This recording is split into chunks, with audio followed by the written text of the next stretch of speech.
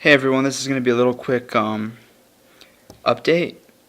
I think on some of your guys' favorite knives is Leatherman Juice series and then the Wingman Sidekick series and their wire cutters. I've seen a couple videos online talking about the Leatherman wire cutters, the old ones versus the new ones.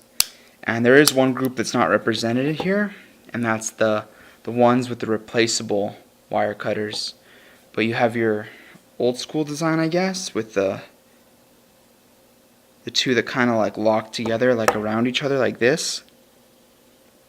Kind of hard to see in there. You can see, oh yeah, okay, you can see okay.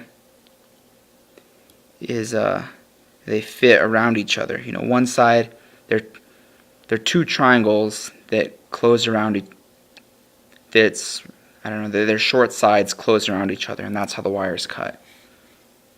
Versus their anvil style cutters. I don't know if Leatherman calls them anvil style, but that's what Nut and Fancy called them, and I think that's a very appropriate name for them.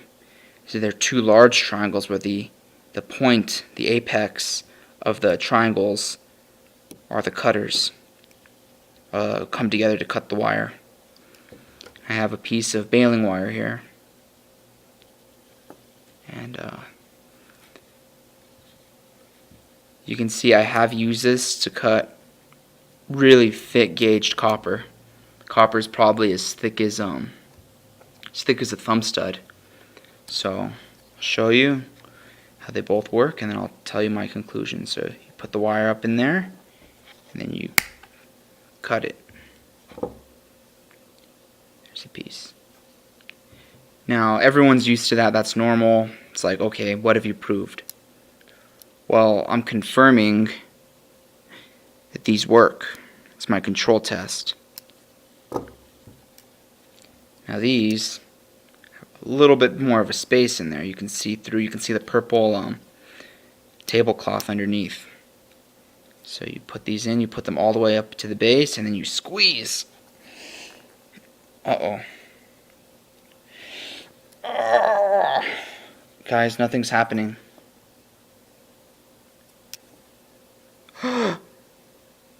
That's what I first thought when that happened. So we could hold on to this for the end of the video, we'll use the one that works. And examine that. It didn't cut all the way through. Well, that's very disappointing. But then I got an idea. It's like, okay, it worked on the copper wire, but it didn't work on the baling wire. I think that's because instead of calling them hard wire cutters, they should call the notches heavy wire cutters, because if you put this, I don't know, about halfway or so, and then you squeeze, you get the same result.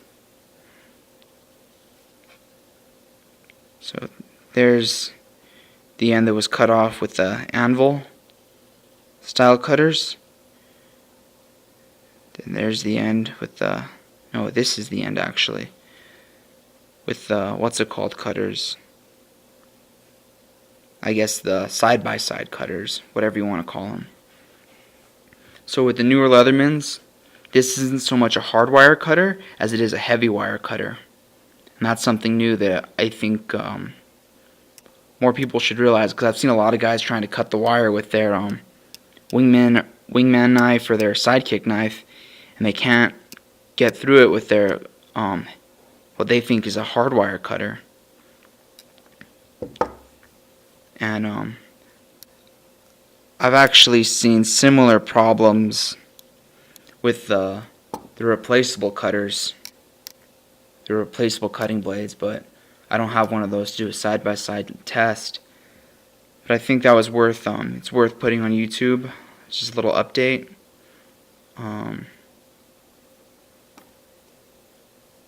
Let's see.